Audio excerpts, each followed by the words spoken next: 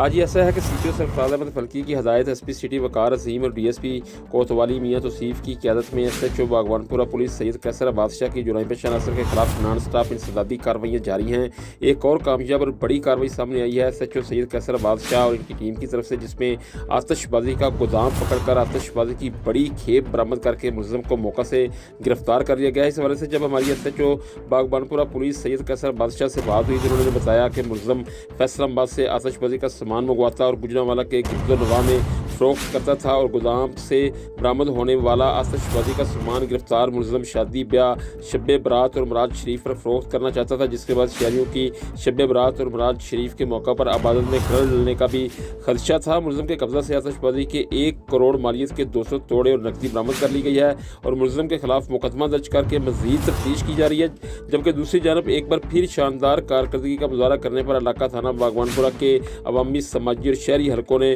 Baghbanpura police से इज़हार तशक्कुर किया है और सीपीओ सरफराज अहमद फल्की का बेहद शुक्रिया अदा किया है।